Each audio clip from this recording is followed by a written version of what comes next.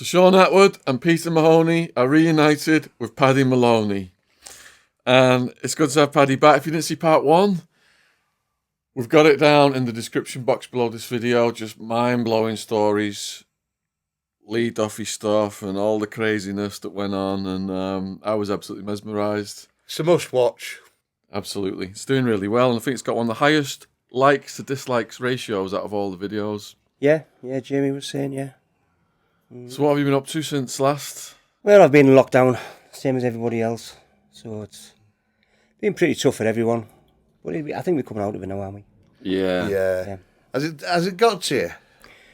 Yeah, because there's nothing to do, is there? No. You know, and it's quite boring. So it hasn't really, I mean, this sounds lazy on my part, but apart from doing the kitchens with my dad, which my dad's retired now anyway, so he doesn't really do, and Shaun was down in London, I've been, I generally just sit in the house anyway, you know what I mean? So it hasn't really affected me that much at all, to be fair. Because people say, oh, it's depressed me and it's done that, and I can't do this and I can't do that. I used to like to go to the gym a bit, so obviously the gyms have shut, so now I'm just stuck in the house now. The wife's at work, she's working in the hospital with my daughter. So I'm at home most of the time on my own. Have you got like an extra room you can turn into a gym or like a shed or something? No, she'd kill me. No. You wouldn't have a gym in the house, she'd kill me. No, that'd be no good.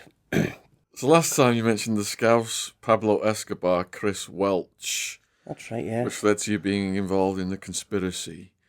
What was your full dealings with him? How this came about, I mean, on my first interview, I admitted I was a drug dealer and such stuff like that. But what happened with Chris Welch was, he was good friends with someone called Mick Morgan. These are the two Scouse lads. I hadn't had no dealings with Christopher Welch, but I had with Mick Morgan. And I think I mentioned it in my first podcast. Maybe he's 30 years before, he was a young cheeky little Scouse kid. Like, he used to come to Middlesbrough and bring Rocky down, and I'd buy it off him. But I'd lost all touch with him. But he was in jail. I've got a friend in jail called Paul Bryan. He's doing 2 life sentences. And we're really good friends. And we keep in touch. He phones me once a week. I visit him when I can. We're really good friends. And he phoned me one afternoon and said to me, I'm in dispersals, Paddy. I'm getting transferred to a different prison. And I've just bumped into Mick Morgan. I'm like, God, Mick Morgan. That's just like a blast from the past. Like, fucking hell. I said, how is he? He went, oh, he's great. He's fantastic. He's just finishing 14 years, I think he said. He's out in about 2 years. I went, all right. He went, I've given him your number. What have you given my number for? And he went, oh, he just asked for it, so I've given him your number. So I thought, oh, yeah, whatever. So a couple of weeks after, Sunday afternoon, I'm having my dinner. Sat upstairs, and the phone goes, and it's Mick Morgan on the phone. And we've got to bear in mind, I haven't spoken to this man for 30 years. Yeah. So, like, it's a bit of a... the conversation was quite difficult. He's asking me if it's okay if he phones. And I really want to say no, but how do you say no to someone who's, who's an old friend? So I said, yeah, of course you can, yeah. And you obviously know what's going to come next, We have a few phone calls off him. It's either, can you get us, or I've got... Yeah, and it was a bit hard. So he's phoned me a couple of times. The conversation was okay. He was telling me what Paul had told him. He was saying, oh, you've settled down now, you're a granddad. You've packed all that in, haven't you? Yeah. A few weeks later, he phones me and he asked me if I can get rid of any amphetamine for him. He said I'd do him a massive favour, I could move some amphetamine for him. So I said, no, I'm not doing it no more. And then one afternoon, I'm in the club. At the time, we were living in the Middlesbrough Social Club. We were running it, me and my wife. So I was downstairs one day having a pint. One of the local drug dealers was in there. Nice kid, nice quiet kid, done a bit of whiz. So I just asked him, how's it going? Oh, it's shite, I can't get no decent stuff. So just something in my head just at the time was wrong. I just said, leave it with me. So next time Mick phoned me, I said, send me some down, yeah? So he sent me 4 key down. Well, you're thinking basically, I get it, give it to him and get a cut. That's all it was, I'm not going to keep it or No, anything, I wasn't going to keep it. I'm doing a favour. Yeah. That's exactly my thoughts. Yeah, so exactly. I didn't feel as though I was doing anything wrong. I thought, I get a few quid for it. Yeah. He's going to give me a couple of £100. Yeah, I'm going to give everyone's the kid happy. A couple of £100. And that's it. And that's what went on for quite a while. And then Mick introduced me to Chris Welch, who he was in prison with. and Chris Welch was on like a different level. Yeah. So I started getting it off Chris Welch as well. They were like working together as partners, and I'd done this for about 6-7 months, and it was okay because I didn't think I was doing anything. Like you said, I wasn't driving about the town. I wasn't buying flash cars. My wife didn't know anything about it because it wasn't a great deal of money. No. Me You didn't have queues of people coming to your house. No one phoning me up and out. No drug phone or anything. So I might be making £500 a month. It's the easiest way to do it, though, isn't it? Yeah, £500. So the money I didn't have bags of money anywhere. So the wife was, what's going on here? It just paid for the shopping or something like that. Yeah. If Debbie said there's a bill there, so I've got some money here. So it wasn't massive money. And then, but it helps out a lot. Yeah, it did help me out because we were struggling at the time with the club. We were struggling. So I carries on with it, and it got to the stage where it wasn't worth my while. And every now and then he'd send some stuff down that wouldn't be any good, and I'd have to send it back. And I thought, I'm not getting this headache again. So I think I worked with him for quite a few months, say 7 or 8 months, and then I packed in. I packed in, and it was. That was the finish. I had a chat with his pal Sotomayor, who I used to deal with. He wasn't in jail. He was like he's right a man outside. What had happened? I owed him £6,000, but I'd gone to Spain on a family holiday with some friends, and one of the friends was my brother-in-law, our Pat's husband, and he died. He had an heart attack in Spain. There was 4 of us. I don't know if I mentioned this, did I? The first one. Remember? Did you have to pay for him to get back or something? Yeah. So it was a bit of a carry on. So like, so poor Brian died, and like my life was turned upside down. So we eventually got home, and this Sotomayor's phoning me, pestering me for the money. And I said, listen, do us a favour, mate, give us a break. I'm trying to, I've got problems here. So in the end, I ended up paying him the £6,000 back. Met him in a petrol station. Unbeknownst to me, he was under surveillance. I didn't know. I've never met no one at a service station. It's a no-no for me.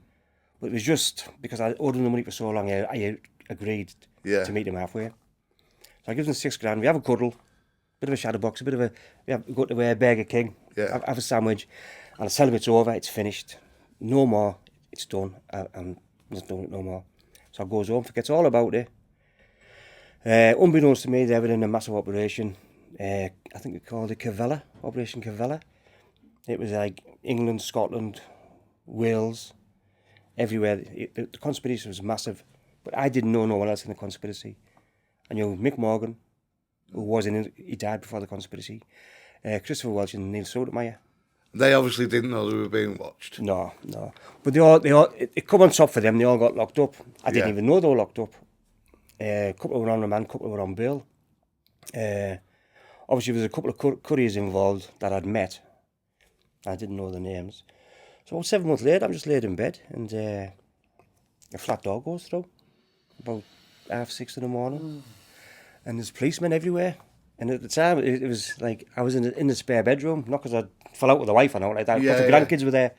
So I'm in the spare bedroom, and it's the furthest one away from the back door where they've come in. And I think I'm dreaming. I can hear all this banging and shouting and screaming. So I've sat up in the bed, and like it's a spare room, so there's an ironing board there with some clothes on. These 2 bobbies, I can hear my kids screaming, my daughter's screaming, the grandkids crying. I'm thinking, what the fuck's going on? Think the worst, don't you? What? Yeah, but we haven't You met feel the stairs almost coming happy up. to see the police in a way, aren't you? Yeah, so I've sat up in the bed.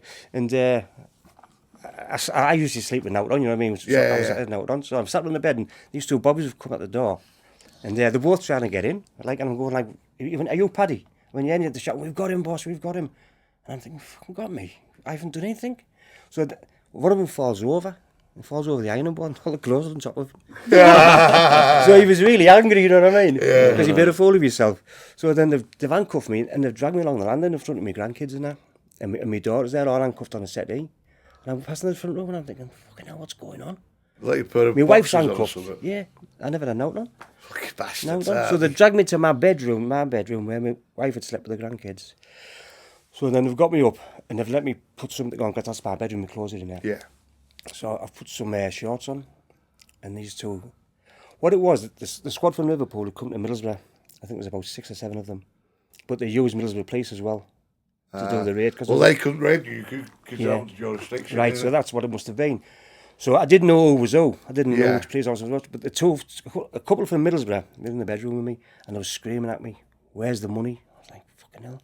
It's just on the window ledge." I thought it was on about the mortgage money. You know what I mean? Stuff like that. I was saying, "It's on the window ledge, but it's not mine, it's Debbie's. The VAT's on top of the wardrobe in a tin." You know, and he was like, "Oh, no, that fucking money. Where's the drug money?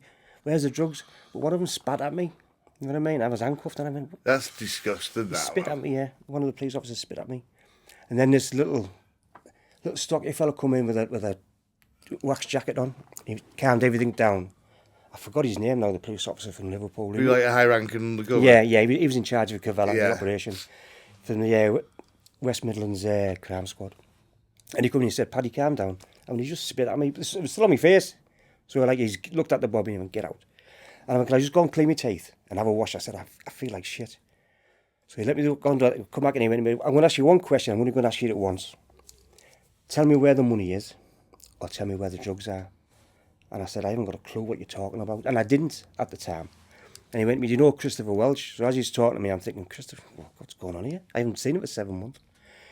So I said, "No." He went, "I know you do, because he's got your phone number, and you were the only person he's phoning." But what had happened, the phone that he used to phone me on, I'd been to Spain, remember? I'd left the phone in Spain, right? So he's phoning that phone, and I'm not answering it. No one's answering, no. Yeah. So he's saying he's still phoning you. So he must have been phoning me for the £6,000. Yeah. So I get arrested, and what they're saying is I'm rather mad in Christopher Welch's money. They're looking for like 2.3 million, and I'm like, I wouldn't be it if I had 2.3 million. So, or a big couple of old dolls full of heroin, cocaine, and marijuana. And I said, "Listen, you can say do what you want. There's nothing in the club." That's all because he married you for 600. Fucking hell, Yeah, man. yeah. 6 grand to be. Yeah. So I'm thinking, I'm locked up. I'm down the police station. My solicitor comes to see me, and she says, I said, "What's going on?" Sharon Tater was from Brown and Beer. I said, "What's going on, Sharon?" And she went, "Right, I've spoke to one of the officers, right? They've got text messages, incriminating text messages, from you and someone called Neil Sotomayor and Christopher Welch." I went, "Right." She went, "They've only got out 6, but they are incriminating, and they've got a video of you in a petrol station meeting Neil Sotomayor." She went, "And so far, they're still at your house searching the club. Nothing's been found so far." I went, "They won't find nothing there. Yeah. There's not. I know 100% there's nothing there to incriminate me." But she said, "So we're going to..." She went, "These people are dangerous people, Paddy." She went, I've looked at them and that they've told me who they are. And now she went, "It's a conspiracy." And she named some more names, and I didn't know anyone in the conspiracy except for Neil Sotomayor, Christopher Welch, and 2 couriers. So, cut long story short, I'm in the police station, and the Scouse officers come back, and they've got a couple of big brown bags, and they put them on the floor next to me. And I don't know what's in them, you know what I mean? So I'm thinking, what have they got in there? And it was mainly phones and things like that. But what they'd done at my house, they must have had some sort of machine, the wife said. They searched out kids' bedrooms, they searched the flat, and they found some phones, in the backs of the drawers and that. Yeah. Old phones. Yeah, old phones. Yeah. No batteries and that. Outdated. They were putting them in the machine, and they needed to find this phone to incriminate me, Yeah. right? And they're not going to Since find Spain, it. innit? Since Spain. Yeah. But in one of my daughter's phones, that phone number was in that phone Yeah. under Dad. And like, so they found it. So they started to interview me, and I went no reply all the way through. But at the end of the interview, I spoke to Shaun Tate, and she told me that they found the number. And because they found the number, they could link that phone to me. Because it was, he said, "Well, in the front room, whose phone's this?" One of my daughters goes, "It's mine." And they went, "Whose number's that?" She went, "It's my dad's." Because it had Dad. Yeah. She couldn't do anything about it.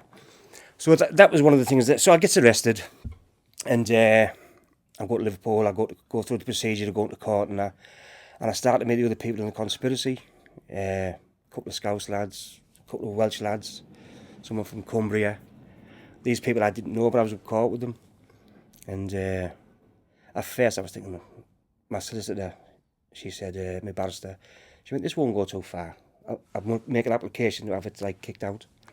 So she made the application, and I went to court in Liverpool, hoping to get it kicked out, for lack of evidence. It was, and the judge, he said, "I've listened, and I understand where you're coming from, but I'm going to let a jury make the final decision." So Yes, application's denied. So now, as my trial was 7 weeks, I was up and down from Middlesbrough for like 7 weeks. And then the trial was over, and the jury was out for 13 days for me. I would think it'd be wrong that they even went through your daughter's phones. I don't know. It doesn't seem right, that, does it? Yeah. Well, they've got a warrant to search. So They go for everything. They can do what they want, can't I think? So I ends up up and down from Middlesbrough to Liverpool. Sometimes I stop in some cheap bed and breakfast. Sometimes I drive home, or someone drives me home. But I'm backwards and forwards to court. And each week, I know it's getting worse. Yeah. Each week, I'm thinking, no, they're bringing things up. And my barrister, Caroline, she was called, she wasn't too clever at the end, you know. Anyway, I got found guilty. But after 7 weeks trial, my jury was out for 13 days. And all I can remember is it was a Thursday, the 13th day, unlucky for me. And the judge come out and he asked the jury, have they made a decision? And he said, no, we've hit a brick wall, Your Honour, we can't make a decision. And the judge went, listen, tomorrow it's Friday. Who wants to go to work?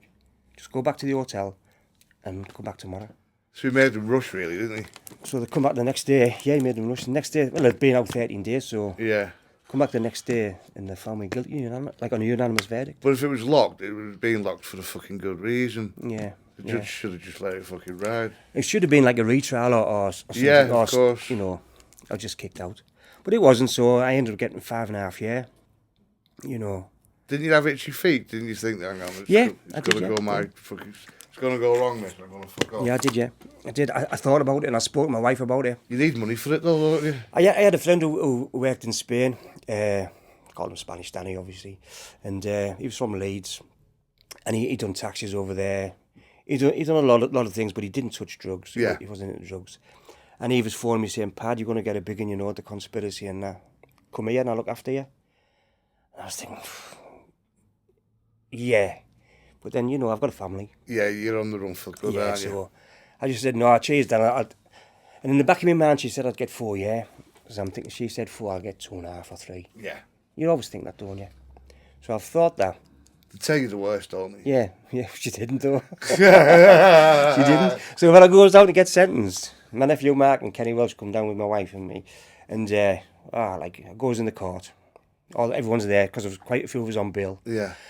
And I goes in the thing with Caroline, my barrister, and she went, something's happened, Paddy. She went, this judge hates you.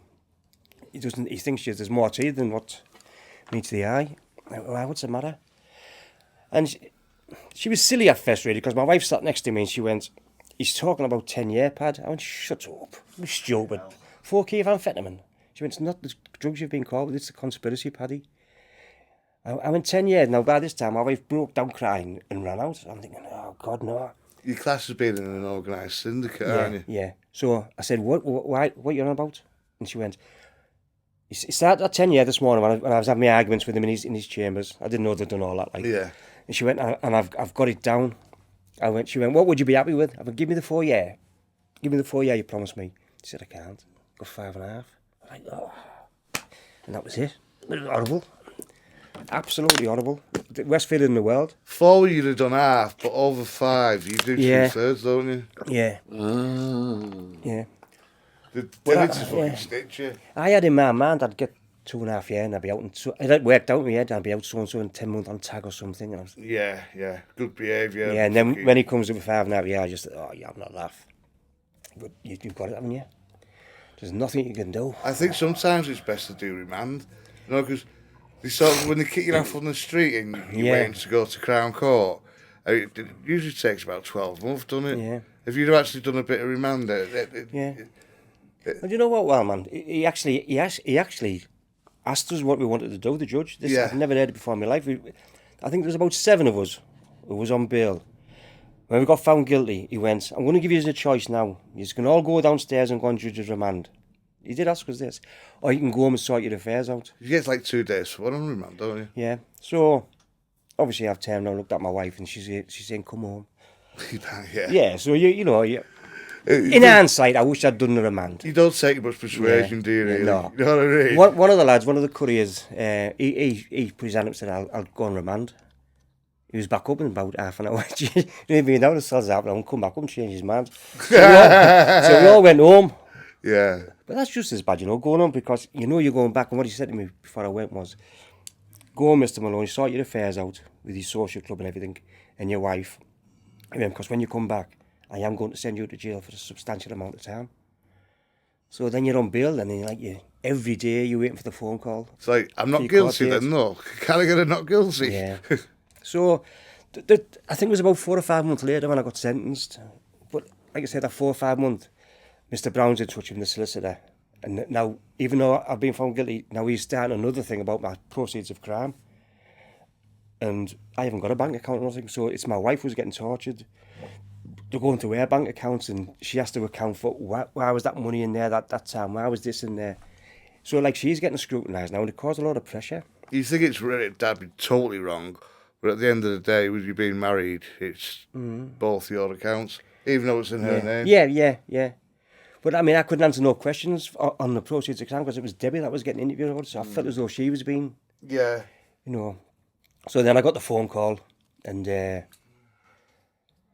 went down and spent the night in Liverpool, went to court the next day, sat like that. Did you have a nice breakfast today, or did you... Stopped in New Delphi. Yeah. Stopped in New Delphi. I had a nice breakfast, yeah. It's a nice breakfast in there, New Delphi. Yeah, but I got the 5.5, yeah. And then you go to jail, you go to Walton jail. I woke up next morning, I was in the cell with one of my co-cues, a kid from Wales, Kenneth Hughes. Nice young kid. He had a young family, he was devastated too. He got 6 years. Shit in at the allocation wing. Yeah. Just waiting to go on another wing. And then, once you're there, and I sat there and I'm working, you're working your dates out, aren't you? You've only done 24 hours in jail. You're working your dates out when you're getting out. And I thought, I'm going to be in here for 3 Christmases. I was like, God, no, that can't be. But that was it. You see the marks on the wall, and I thought, fuck, why are people marking up hours? Yeah. That's fucking weeks to do it. You know what I mean? People still do that. I did it at the end. I had my calendar, I used to cross the days off when I was in Kirklev. Yeah, so I got the 5.5 year, and my first few weeks was quite horrible, really, because you're far away from home, and it's just you feel as though you let your family down, don't you? And it's not an easy jail to do. Well, it's like fucking, it's straight hardcore, isn't it? Do you know what? Out of all the jails I've been in on that sentence, I liked Walton the best. Fucking hell. I thought the prison officers were dead down to earth and proper men. I think if you stay a good convict, Yeah. to like that, but if you fuck around, that big I know what mufti you mean. squad they've got, You're dead right. in. Well, they obviously must have knew what I was in for, and they check your records, don't they? Yeah. And I was always polite with them, and they were always all right with me. And the Scouse lads were all okay. I enjoyed my time there. But you're there and you've got to make the most of it. You've got to make the best of it. I didn't mind it because I was from Widnes. I only did 5 months there. I got 2.5. I only did 5 months. Yeah. But what I liked about it is I could get visits. Yeah. And then I went to Accrington and Norfolk. Then I went to that's the same. I'm the opposite to you. Yeah. It's the same, isn't it? Well, to move you away as far as you can, though. Yeah. Well, Walton, it's a rough jail, but like you say, you get there. And then I went to Preston. I was in Walton a few months, and I went to Wymot. That's in Preston. A lot cleaner than Walton. A lot cleaner. Full of Scousers and Manx. Going back to Walton, my first visit was heartbreaking. I was like, God, no. Because it's such It's all right when you see it, it's when you walk away, don't it? Oh, yeah. It's terrible. But you get over it, don't you? So I get to Wymot, it's a much cleaner jail. And when I was getting transferred from Walton, there was 3 of us going to Preston. Did they have toilets really well, or the wings were... Yeah, they've got toilets. What they've done, you have 3 cells. They cut 1 cell in half. So there's 1 cell, 10 toilets for either side, yeah. They're disgusting, though. You wait to have a shite on the land and you don't do it in there because it's disgusting. When I first got in there, it was piss and shit in a bucket until you got to... Yeah. That was on H, the allocation. Yeah.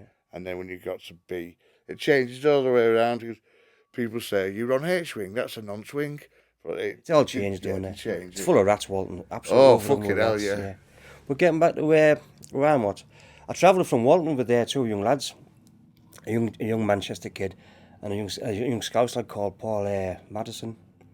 And we become really good friends, me and Paul. He was young, he was a big lad.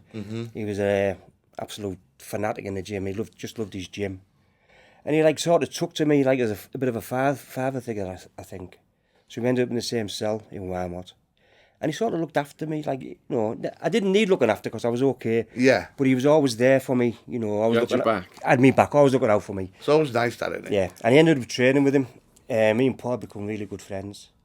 But I mean, this kid was a lunatic in the gym. Yeah, he like tried to bench press and do all this. I was like, Paul, I'm 60. I'm 58-year-old, 59-year-old, make us a break. He went, fucking hell, lad, I forgot. But we still keep in touch. We still phone now and then, maybe once a year. You know, he's got his little family now. And then I ended up staying there for a while. And then I got transferred to Kirk-Leverton, closer to home. Yeah. Open prison. And, you know, I'd say out of all the 3 prisons, Kirk-Leverton was the worst. I think that I've never been to an open prison, but I imagine so, because, I mean, literally you can go over the fucking gate and just get out, can't you? You couldn't escape from Kirk-Lev because it still has a fence in that round and it's quite secure. But it was good for my wife and my family because of the visits. And I was enhanced all the way through my prison sentence. I was always enhanced. I was always a good prisoner. You know, I always done as I was told, and I didn't take no drugs in there. I didn't smoke nothing in and like that. I was a model prisoner type of thing. The open prisons up there, they have like literally a 6-foot wall around. Yeah. People just fucking off to the pub and come back. Kirk-Lev's got a massive fence around it. Yeah. And the units are all fenced up as well. So when you say it's open, it's just the doors are open. They get, I've heard a rumour they get fined every year for having the fence up. I don't know how true it is, like. Because You shouldn't have a fence if it's an open prison. But like, it was good for the family because I was 12 minutes in a car because I timed it once. Yeah, it's perfect. So it's perfect for the wife and kids. And then as you go on, you get outside work. You've got to find outside work. And before that, I was waiting. They have a car wash in a cafe outside for the visitors. Yeah. So I was waiting in the car wash. So maybe once a week, Debbie would sneak up and get a car washed. And while I'm washing the car, I'd talk to her. You know what I mean? And she'd bring us a Kentucky up or something, and we'd sneak it into the shed where we used to sit. I'd have gone the other way. I'd have gone the cafe. So it started to get easier. My jail getting easier, and then I had to find work outside. I worked in a little a restaurant in Maltby, pot washing, and then you get your day release. Yeah. They're a nightmare, them day releases. Absolutely. People would be sat listening to going, yeah, but you're going home. Oh, God. You get out at 9 o'clock, you've got to be back at 5. And like, it's like, and you've got to log down what you're doing that day. Yeah, some people like only the drug mules like and stuff like that because they just fill themselves up with fucking drugs. Bring it back. But I'd rather not have a day release because you go see your family and then you got to go back. You're dead right, but like for me to say no, I'm not coming home, she'd have killed me. Yeah. You know what I mean? Like, it's like, you know, what do you mean not coming home? So like going home was torture, you know, because you're coming back on that. But then you get your home leaves. You get 3 days at home, 4 days at home, then 5 days. So like they were better. I mean, I was home for Christmas. Did they test you for drinking drugs when you get back? Like? Yeah, they test you, yeah. But you know when you do your day releases and you're going home, or even your home leaves, you've got to fill a form in. And on the form you've got to tell them where you will approximately be at the approximate time. And sometimes they check. So like if you say, I'm going to go to so-and-so, they'll give you the phone. You have a prison phone. Yeah. You have to buy it yourself. You have a prison phone so they can contact you if there's a problem, or you can contact them if there's a problem. Okay. Well, they'll phone you on that phone. Say you're going to be at the Metro Centre, Gateshead. They'll phone you. Where are you? In Newcastle. You're at Metro Centre. No. And they can like bring you back to prison for it. It's very petty. Kirk was very petty. The prison officers, they were quite ruthless, you know what I mean? Yeah. Didn't nick you for anything. But then it comes to a time where my sentence is finished and I got out and try to get back to normality, you know. But like doing jail at that age, after you haven't been to jail for a long time, it was hard. But like I say, I was looked after. Paul Madison looked after me really well.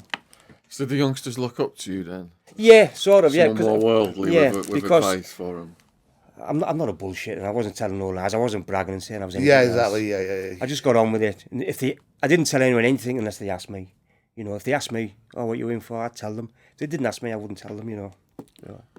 So at the beginning of this story, you mentioned your mate who was doing 2 lives. I think it was Gary. What's his story now? How come he's doing 2 lives? Paul Bryan. Was it Paul? Paul Bryan, yeah. He's always denied it. He's in jail for 3 shootings, 2 murders, 2 died. And to me, he's always denied that he's done it. He said he was, like, it wasn't him. But he got found guilty and he's doing 2 life sentences. Okay. But we're still in touch all the time. He's a really nice fella.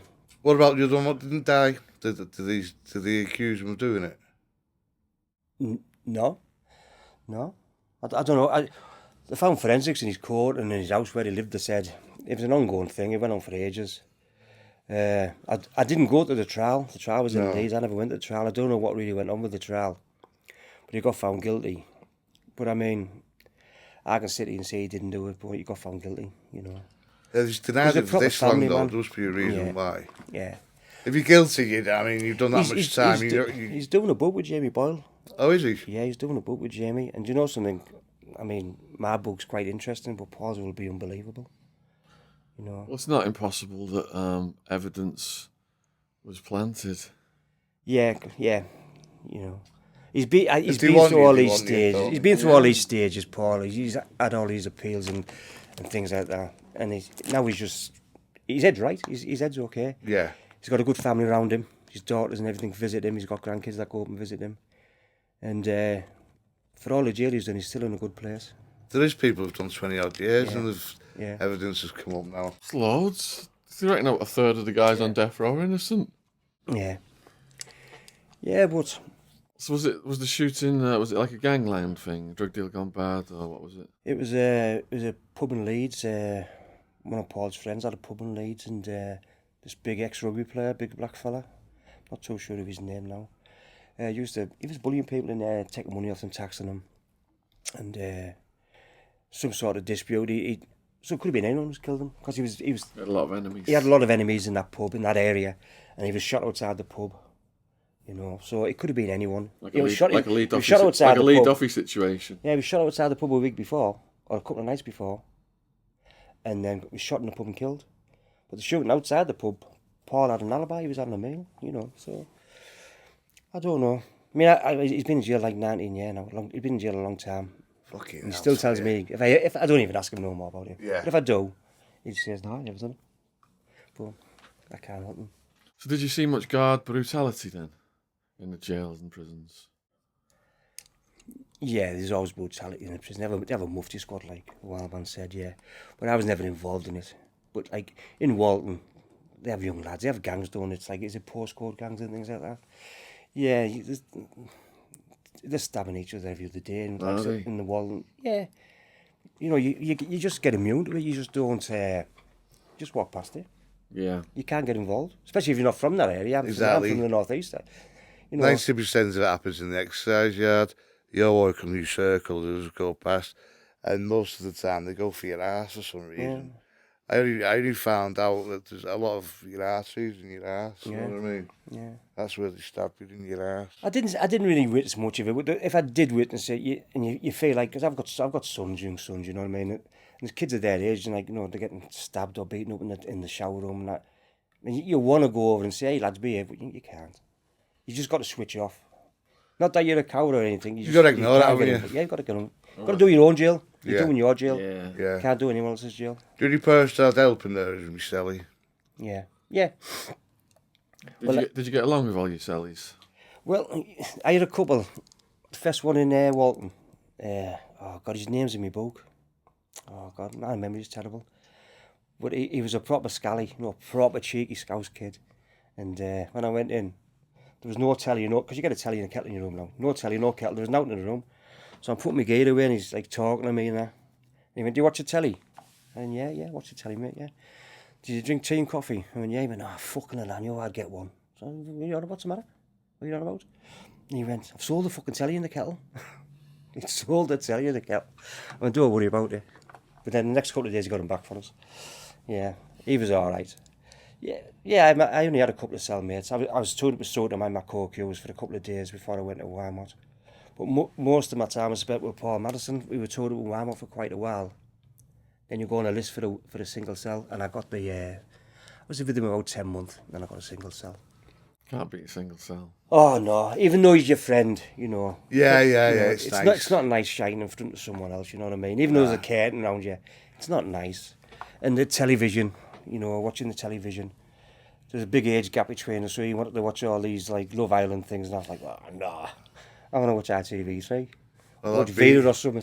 Yeah, BET. Yeah, but you get through it, and I got through it, and you know, I come out the other end. So Did you say Vera? yeah, I love I Vera. love Vera. mate. Yeah, I do RTV. too. Oh, that goes mad. And Prime Suspect, I like that as well. What was your day today like then? What did you do to pass the time? In jail, Yeah.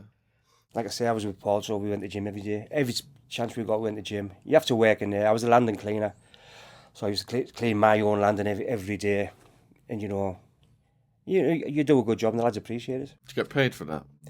Yeah, the wages aren't that good. I can't remember.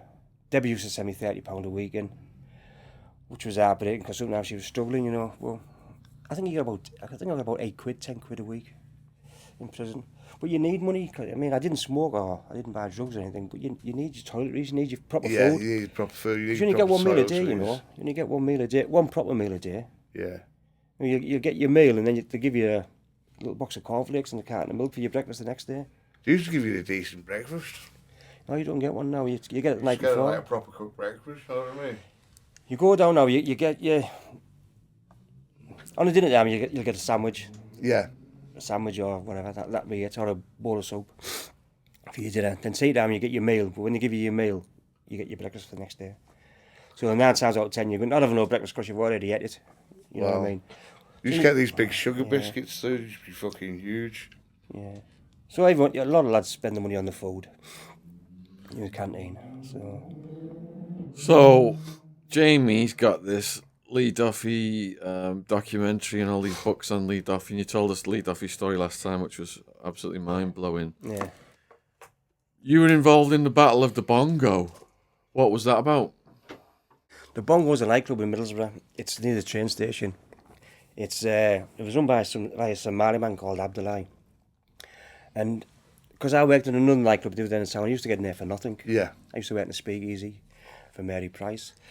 And on my night off one night, I was in the bongo, stood near the door, talking to the barman, me and a friend. And my brother-in-law Dale, Lee Duffy, and a couple of more lads come in. They've been to a nightclub, a posh nightclub called Madison. I think they caused a bit of trouble in there. Knocked a few doormen out and then decided to come to the bongo.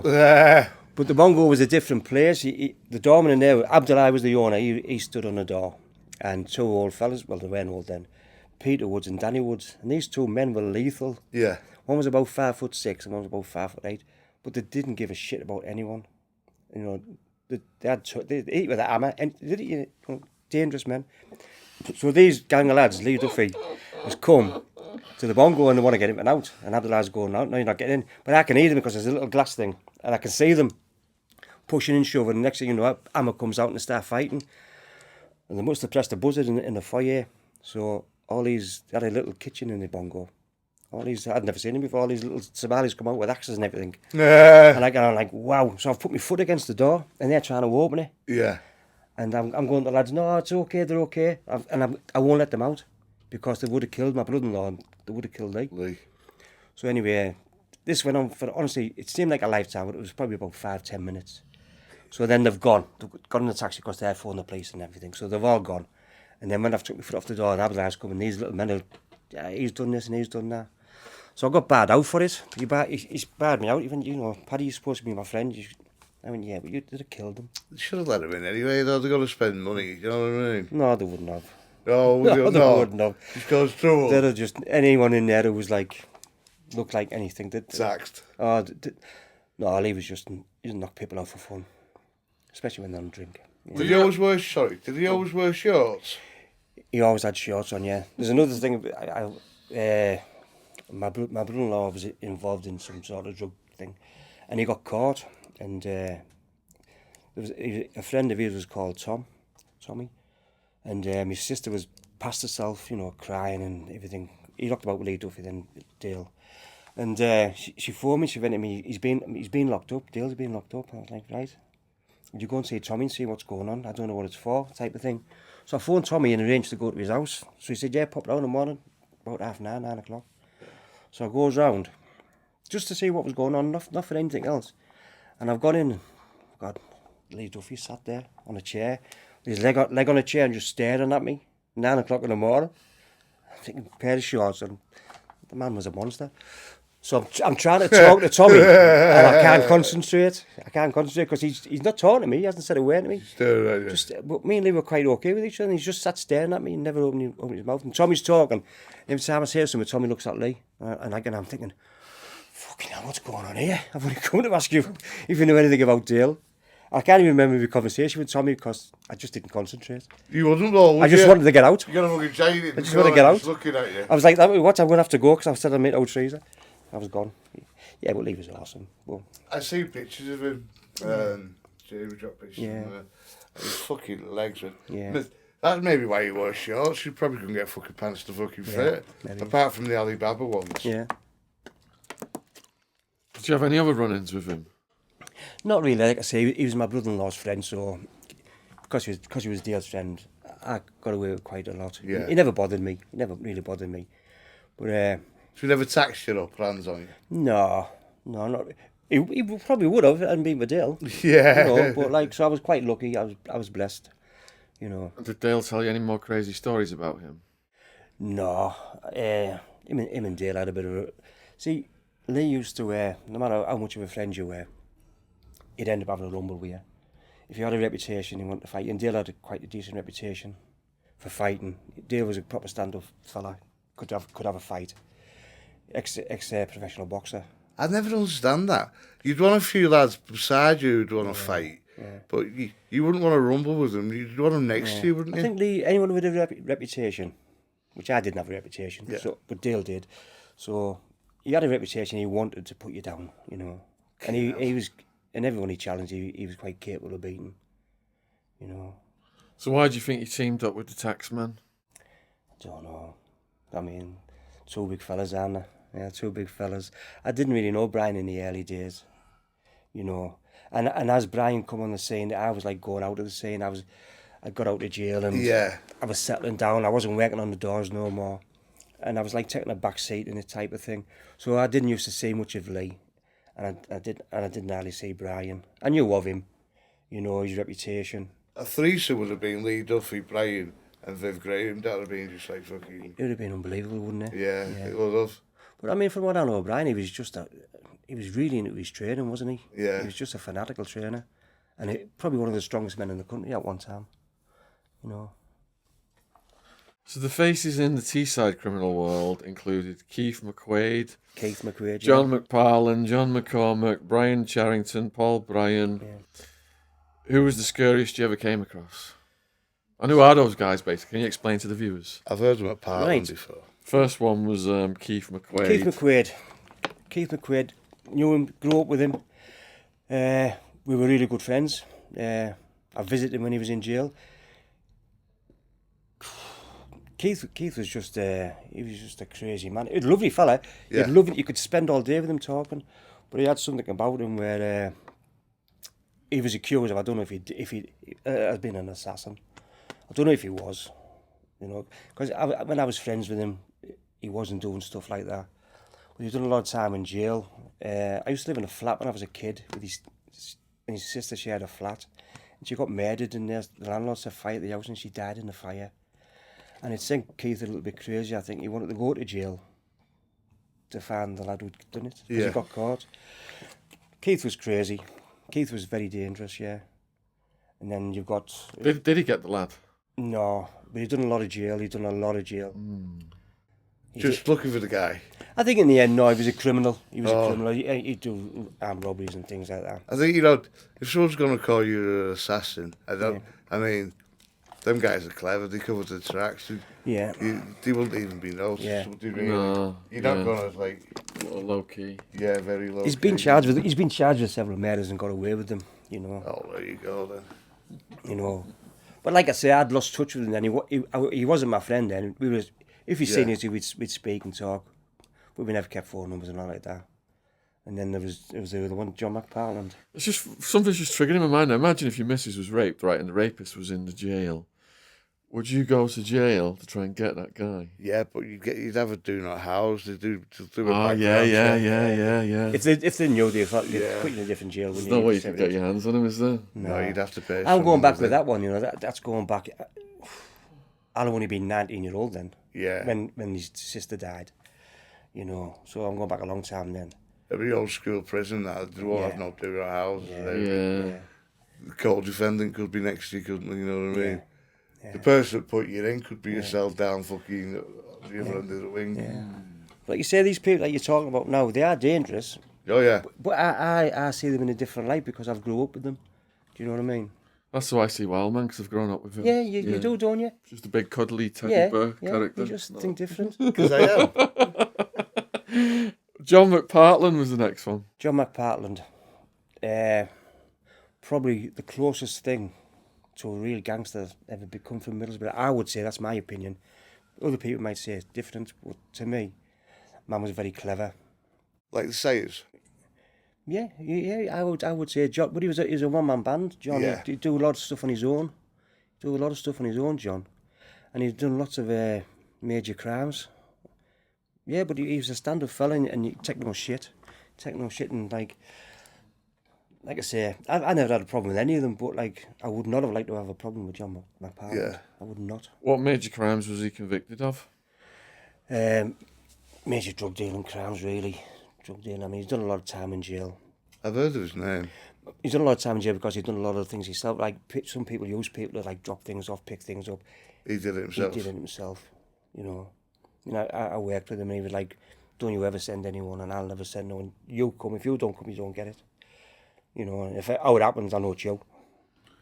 You know. Fair enough, though, isn't it? You know what I Yeah, mean? If, yeah. no one, if you don't bring anyone into the circle, you can't blame anyone, can you? I had a lot of respect for John.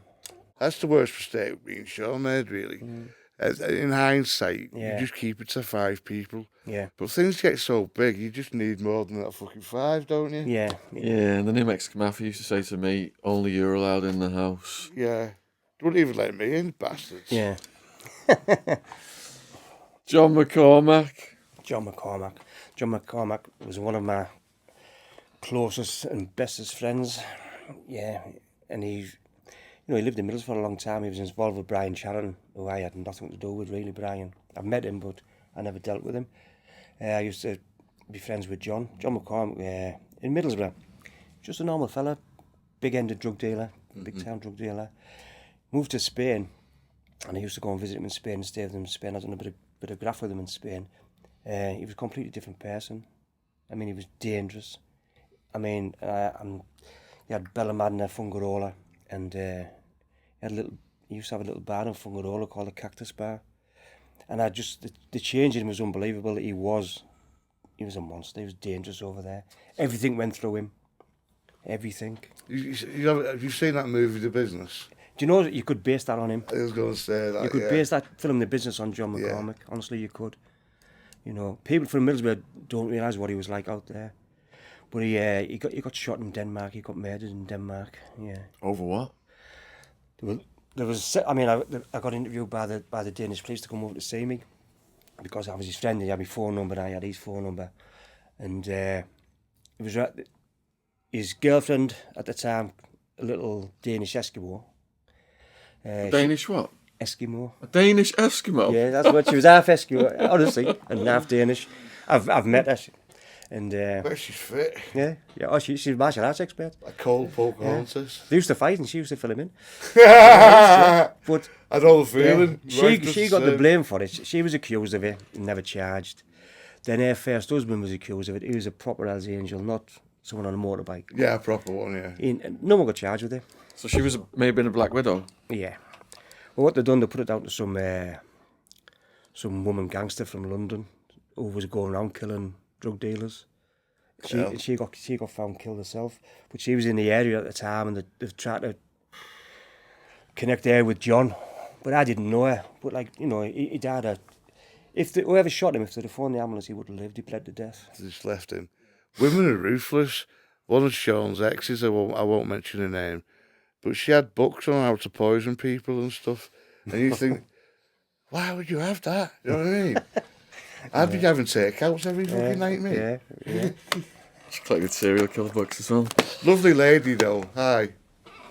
So this woman then, I'm fascinated. The woman was killing drug dealers. What was her deal? Right.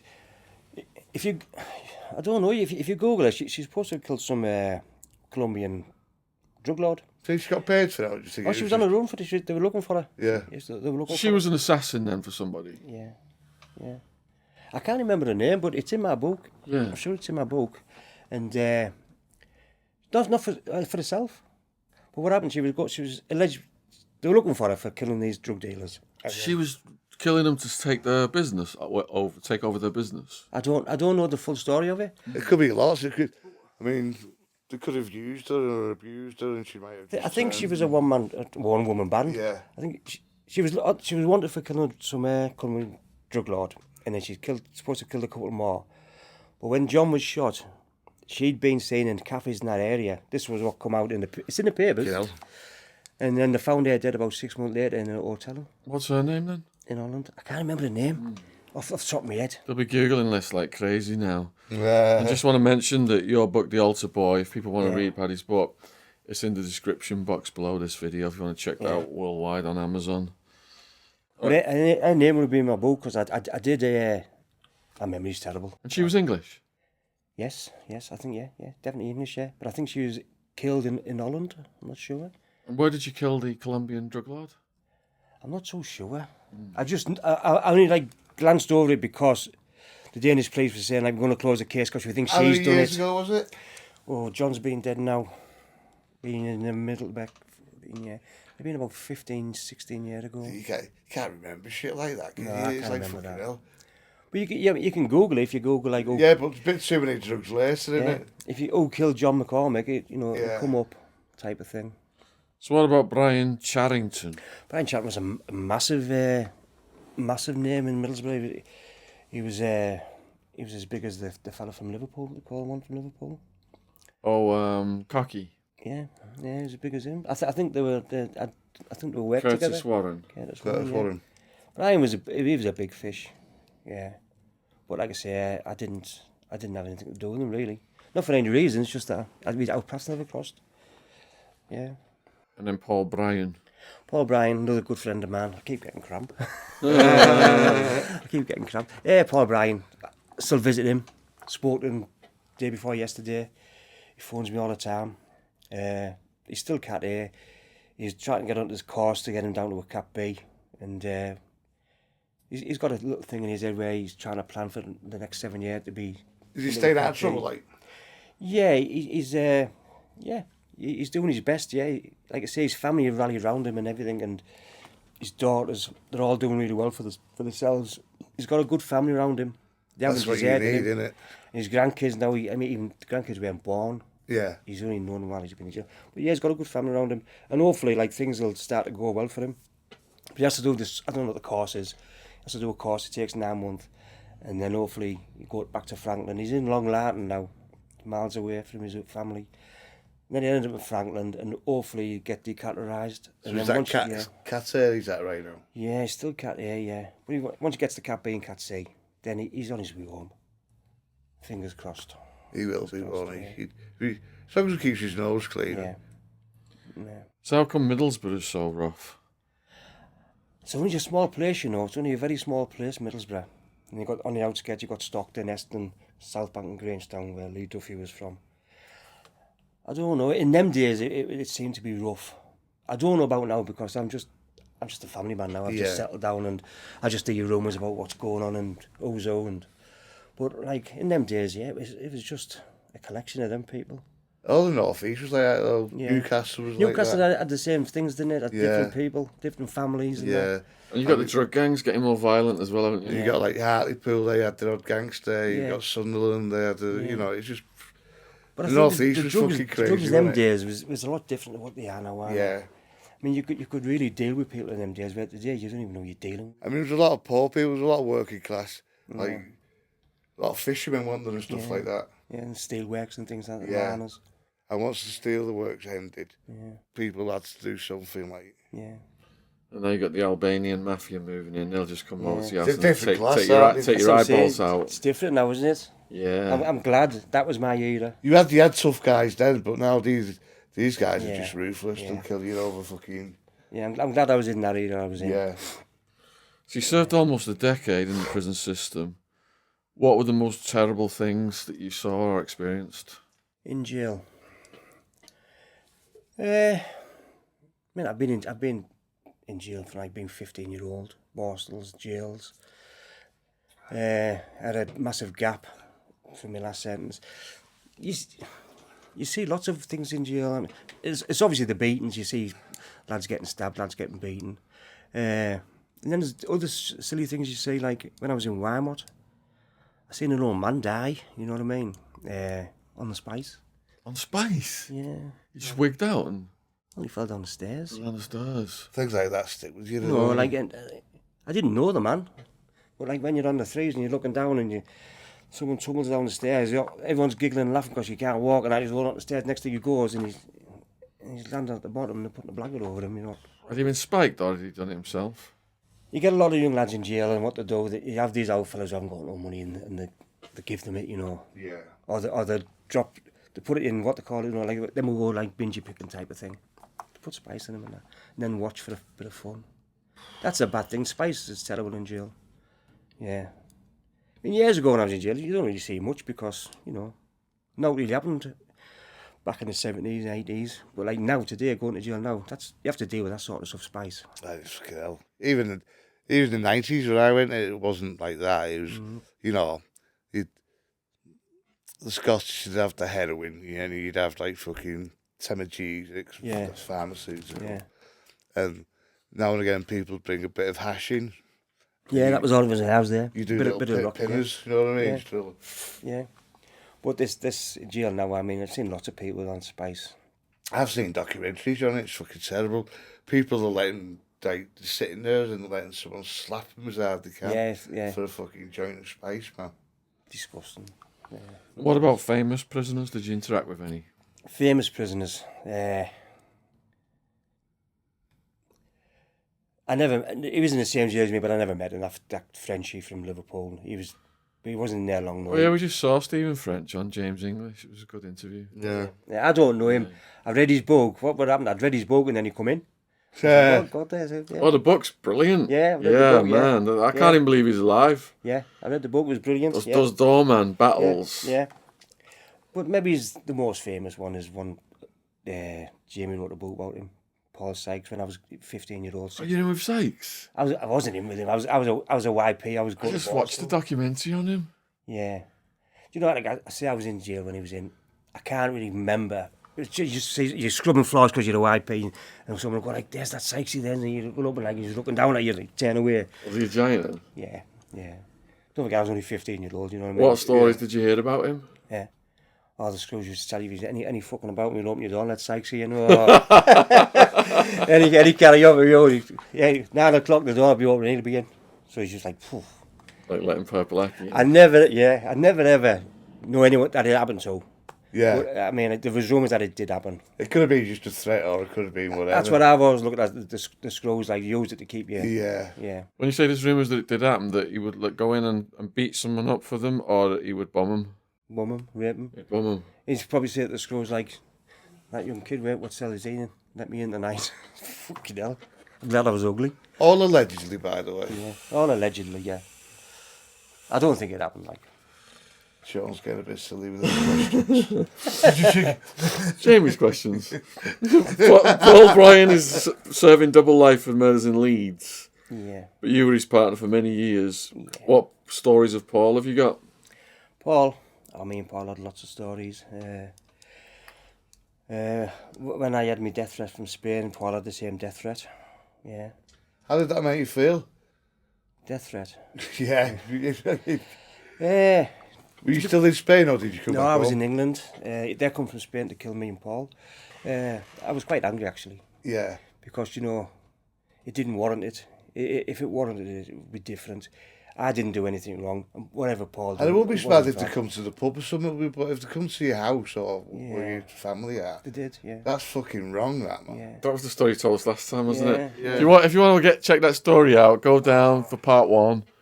of Paddy Moloney, and you can get all the details of that. It's a really gripping one. It's terrifying, but angry as well. Yeah, me and Paul. Would be, wouldn't it? Yeah. So do you have any regrets for anything you've done? Regrets? Everyone has regrets, don't they? I don't know. I've got no regrets, mate, no. Yeah, I have regrets, yeah. You're regretless? Yeah, I am. I have no Yeah. regrets. I don't know. Everything was a lesson. Everything was meant to be the way it was supposed to be. Yeah. Like when people say, would you change your life? I don't think I would, because I've had a nappy life, but then again, people go like, you've been to jail for like 10 years. Like, out of your life. It's an experience, isn't it? It's part, If it's you part weren't of in me, there, you know what I mean? I think if I hadn't gone to an American jail, I would have died off the drugs. I wouldn't be here now. Yeah. You come across as a very calm, peaceful person, like Yeah. you're at ease with yourself. I am now, yeah. Back in the day, you know, you have when you're drugged in, it's completely different, you know. But I'm out of that now, and I'm quite lucky with the family I've got, you know what I mean? I'm really lucky. Debbie stood by me when she shouldn't have. He has the perfect profile as a serial killer, I would say. So don't troll him, he'll get your IP address. How are you handling the trolls? I don't think I've had very many bad ones, but I have had a couple. There's one or two, I think that on from my last one with you, Shaun. Laughable, aren't they? Yeah, but I think I know who it is. Oh, you know do what you? I mean? Because they're that thick. They're saying things that only, Certain people know. yeah, you know, like, oh no, about this Irish Brian and that. And he's saying things, and he's saying to me, yeah, but you're only a low-level drug dealer. I work with Irish Brian, and I took off, and I'm massive now, and I'm thinking... I can't have been too many, can it? You know what I No, mean? I know who it is. It's rather one or two people. Yeah, it's rather one or two people. When I first got But it it's out, just a joke. Yeah. Calling me bad names, and I've done bad things, and now. when I first got it, I wanted to find the IP addresses and just Yeah. go and swat them. But now I treat them with kindness. Yeah, just let them get on with it. Yeah. You know, because I know deep down, It's jealousy. yeah. Everything I've done wrong, I've paid for. They want the 5 minutes of fame. They've got Yeah, nothing yeah. better to do. They haven't got a story to tell like us. They haven't got a life. They just want to fucking slag people off. They've never been to jail. No. These two, like, one of them has, one of them I think it is, for a small sentence. The others haven't been to jail. Jail's a horrible place. Half of them are just sat in the fucking mum's house, fucking wanking over the catalogue. Oh, the catalogue. Yeah, Kay's catalogue. Yeah. That's where I first started. Lingerie page. But I've got regrets that I've put my family through so much pain. Yeah, of course. You know, I mean, Debbie's been through pain. It's nothing worse All than my seeing your kids mum in have- quarters and things like that. No. Speaking Yeah, on like your my mum and behalf. dad. Yeah, they must have suffered because Yeah. I was a little bastard when I was a kid. I was a bad kid. You know, so they must have suffered. But yeah, you don't think of that. But like mum and my wife and my kids. A lovable rogue. Yeah. Because they've suffered, you know, like with the trolls on Facebook and that when I got to jail and that. You know, people sending daft messages to my daughters and that. That's bad, that. Yeah, but it's life, innit? If they're going to get you, Yeah. they should get to you, though. They shouldn't Yeah. send it to the family members. So I do regret that. I regret putting them through it. And sometimes I sit there when I'm watching telly, watching Vita, and look at Debbie and I think, God, she must be an idiot there. I love her and me. Yeah. What year did you finish your last sentence? I'm still on licence. That must have been a shock, that, because there's a gap between your teen years doing bird Yeah. and then all of a sudden you Yeah, like, completely. Yeah, it was a shock because when you get there, what you're expecting isn't there no more. It's Yeah. different. When did you actually leave the last prison? I left Kirk 11. Where are we now? July 2018. So do you have any 19, do you have any traits in your everyday life? Like I got released in 2007 December, but even now, like if I go like a restaurant or a bar, I like to sit with my back against the wall. Yeah, Do you have anything like that? Yeah, you always do that. Yeah, I always like to see people coming. Yeah, Yeah. I never like sit with my back to the door. No. I didn't think of it that way, but yeah, I always do. If me and the wife You do and someone else are naturally, going out, don't you? Yeah, it's just a natural thing. It's not something you. But like if I go to a restaurant with Debbie and another couple, I will make sure I can see the door. Yeah. Do you think that you're like sensitive to danger? Then you're alert. Yeah, you've always got to be, haven't you? You know, because some of the things that I've done in my life, there's some people that probably don't like me or hate me. You know. Yeah. You know, you're always there for like reprisals, aren't you? Type of thing. Yeah. Do you have any characteristics that from prison that you take forward? I've got like a very skinny, because in Arizona you don't have a pillow. Yeah. So ever since then I've got like a tiny skinny little pillow that I use. I can't use big pillows anymore, yeah. Yeah, I sleep with my back to the wall. And like fucking, I'll always sleep at a certain way, but in prison, people could go past and swill you with fucking hot water. You sleep further away from that. You sleep at that end of the bed where your TV is. But yeah, it's just like normal shit. Like you say, when you go to a place, I always make sure that my back's to the wall and I can see. I've got like a view of what's going on. But other than that, no, not really. No, it just. What was it like doing the book then? What made you want to do that with Jamie? I'd been doing it on and off for years before I met Jamie. You know, like writing myself. For a long time, maybe it was about 8, 10 years, maybe it's 12 years, just doing bits and that. And then thinking, no, it's shite, I can't do that. And you get so far through it, and I get to where I was like 18, 19, I'm thinking, God, my mum and dad must have been tortured. You know, and then to get past that, and I was thinking, and then when Jamie phoned me about Lee Duffy, because I knew Lee really well, and he was talking about it, and we were just in conversation, and like, Jamie's easy to talk to, so I'm on the phone, I felt as though, he was, you know, I sort of knew him. And I just said to him, I've been like putting a bit on paper, you know, Jamie, writing a book. He went, oh, have you? Let's have a look at it then.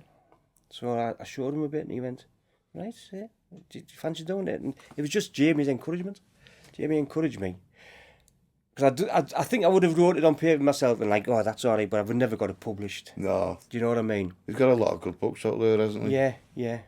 I do remember when I first got out, I used to, because my dad always used to pull me up on it.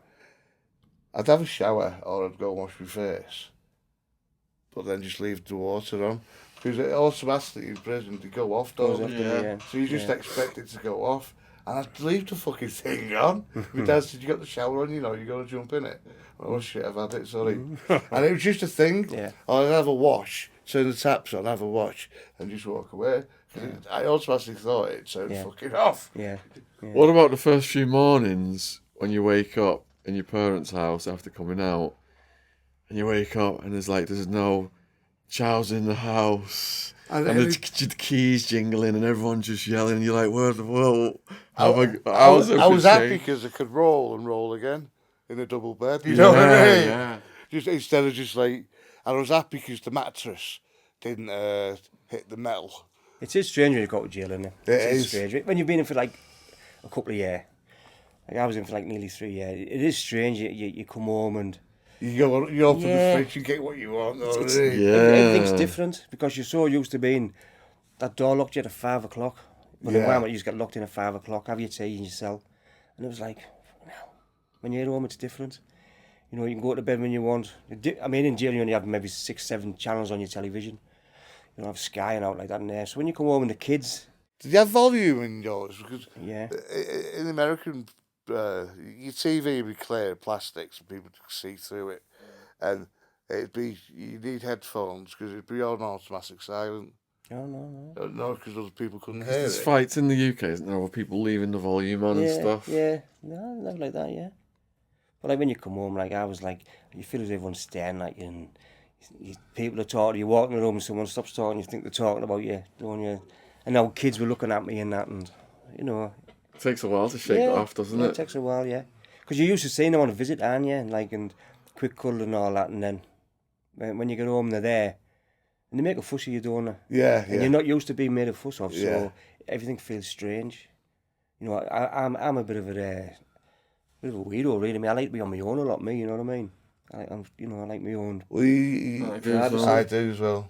I like my own private. I don't like lots of people, mate. I don't like parties. Yeah. You know. I don't mind. Like friends coming around and that, but I don't like strangers knocking on my fucking door. I won't let them in. I used to give a fucking fuck. In America, I'd have my fucking bedroom window open in my apartment and let people just come through and just get high. You know what I mean? But yeah, like my pals will phone me now. Like my good pals will stood by me. Like, are you coming out for a pint on Saturday or Sunday? And I make an excuse because I don't want to. I don't want to go out. I can't make the excuse, but I always say but on the last minute I was like, something's come up, yeah. Yeah, I always do that, yeah. So when you first got out, what food did you go for right away? Food. Yeah. Right, Indian.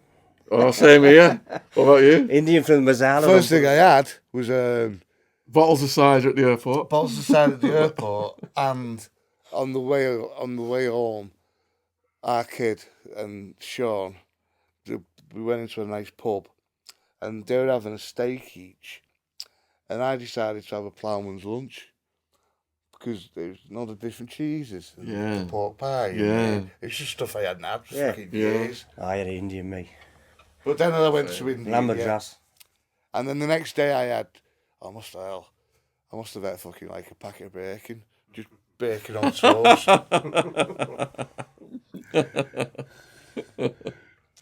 Yeah, you can't beat Indian, can you? No, I'll have an Indian. No. Yeah, nice big Indian. So Jamie's going to be doing Peter's book. Yeah. Have you got any tips for him about working with Jamie? You won't get much. He won't give you much time to talk. Only joking, Jamie. Only joking, Jamie. No, Jamie's very easy to work with. Yeah. He's very easy to work with, and he's not like doesn't override you and like say this is how we're going to do that. He listens to you. And like he lets you put your side across. You know, he does listen and he keeps in touch. Is there any use of boozers where he lives? From going down It's there. a lovely to little see him for village a where he's couple at. of Yeah, days? it's a nice little village where he's at. It's nice. Stokesley, it's lovely. Yeah. Is it near the train station? Because we can't walk through. I've got fucking fat legs. I can't walk through for. I don't know if there's a train station there, like, but I'm not sure. It's a lovely village. Nice. Is it? Yeah. The pubs are all like little country pubs, yeah, little villages. Yeah. Yeah, but Jamie's easy to work with, and he's been helpful to me. Pick me up and drop me off. He's on standby. Yeah. Told you that coming handy. Yeah. Shout out to the driver. Thank you very Your much. services will be required soon. What's your plans now, Paddy, for the future? My plans now is to finish my licence, come off my licence, and go to Spain. Spend a couple of years in Spain. Debbie doesn't want to move to Spain now because of the grandkids and all that carry on. But we've got a mortgage on a house in Spain. It's not a village now. It's flashy. It's not a Are you working? Are you looking for work? Or are you? I'm on the tired? sick at the moment. You're on the sick. Yeah, but Debbie's working. Debbie's worked all her life. Yeah. And our plan is to maybe go over there maybe 6, 7, 8 months of the year. Can I ask you a quick question on that? Because my wife works and I could be on the sick because of several other ailments. But they've told me that I'm not entitled to anything because my wife gets more than 16 grand a year. Yeah. Well, I don't get much off them. I don't get no off them. It's just your stamp, isn't it? Ah, right. You know. So you don't actually get a gyro? No. I've never had a job for years. But you don't have to go and you've been on the sick. See, because you want me to start going You've got to down go on- there. I have to go on the signing sick and then because to get the looking for medication. fucking work. But yeah. just So pay if for I don't go on the medication. sick, I don't get my medication. I have to pay for it and stuff like that. Where I've got acute angina, so I need medication for stuff like that. You know what I mean? I've got a pile full of medication, but what I do is because I've got over 7 lots, I get it's called a prepaid prescription, Yeah. and it works out at 30 quid a month. Yeah. Plus it's your dentist and your, Yeah, I mean your 30 quid glasses for and every things. 3 you know. months. Yeah. So it's only £10 a month. Yeah. I'd rather do that than go down there and fucking say I'm looking for work and then have to apply for being on the sick. Yeah. Then they ask you stupid questions. Then they want you to go on courses and all Yeah. that. Yeah. So I'm retired.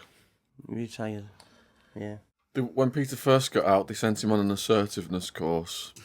So there are all these unassertive people in the class, and the teacher at the very beginning goes, because we're in a rush today, we're not going to have the usual breaks, and we're not going to do all this stuff, we're not going to do all this stuff. And all the unassertive people are like, okay. Peter stands up and goes, fuck that, I'm having my fucking break. I'm entitled to my break, motherfucker. Come here for nothing, you ain't about having a break. And the teacher goes, it was a test to see who's assertive. I still found out. Yeah. You know, I'm quite quiet. I'd have probably just sat there for an hour and thought, well, I'm off now. Yeah, but life's okay now. I've you've got to get on with it now. I'm 60 odd year old now. You're fortunate you got a place in Spain, haven't you? Yeah, but it's what they call it. We've struggled with that, the mortgage. We've begged store and borrowed to pay the mortgage. Do you rent it out? We used to. It got wrecked a bit. So we just a couple of friends rented now, and that goes towards paying the mortgage. Thing is with friends, you never want to charge as much, do you? Well, we weren't at first, but now we've said like this and this. You have to. Yeah. No point you being out of pocket when you No. you know what I mean? But it's just a house in a little village, and hopefully we spend a couple of years over there. Kids can come over. I'm just hoping Debbie will change her mind and stay there. Yeah. You know what I mean? Because it's only a couple of hours flight, and the kids can come over. It's a better lifestyle over there. I'll happily rent it from you and pay you. Better than the Ramada. A lot better than you, Martha. And I'll behave too. It's a better lifestyle, isn't it? It's a better lifestyle Yeah, in Spain by far. compared to ours here. It's a better lifestyle. Shaun wouldn't like it. Yeah. No, he's too active. He likes to work. He likes to be busy. The only thing over there, He where wouldn't know is what- it? Calls me the robot. He wouldn't know what a siesta is. You know what I mean? He wouldn't be able to have his little. It's all hills. Yeah. Where we are, it's really like steep. I couldn't go. I'm sorry. Yeah. Fuck. Fungarola's flat. Yeah. Bella Madna is all hills, especially in the village. I've got fungarola in Get my your feet. scooter. That's a heavy duty one of them too. I need a tractor. You'll be all right. Yeah. You're going on a binge, and you're going to start doing a bit of. Yeah, I'm gonna lose weight.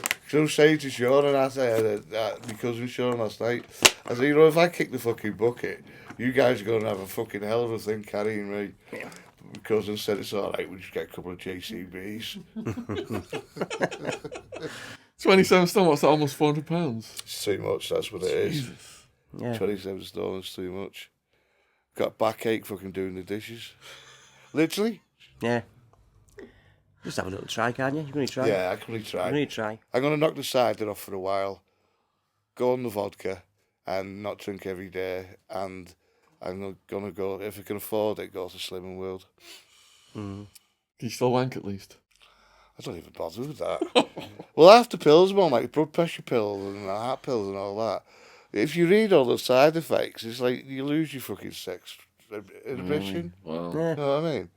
And me and my wife are both chunky, so fucking hell. I'd need a dick the size of that long, or fucking she'd need to slim down before I even got there anyway. You'll be getting to fill in when you get home. I know, yeah. Yeah. But she's the nicer one out of the two of us. And I love you. And we love the trolls. And we love the Yes. trolls. Yeah. Is there anything you'd like to say in conclusion, Paddy, to the people watching the video, the young people out there? I hope we haven't glamorised this, because crime is, going to jail is not glamorous, you know what I mean? It's hard. So, if you can, try and live a normal life. Leave the drugs alone, leave the crime alone. I'm lucky, my family stood by me. I've seen other people whose family haven't stood by them. You can go Come out downhill and they real come quick. out and you end up in hostels, you end up homeless. It's a roundabout for a minute. it's a- Go in prison and then come out, and they've actually got a better life in prison. Yeah. They're getting 3 hots on a cot, I call it. yeah. You know what I mean? Yeah. So they just go right back in. Yeah. It's not a good life. We've sat here and had a laugh and a joke there, like about me and that going to jail and that. But each and every sentence was painful, Yeah.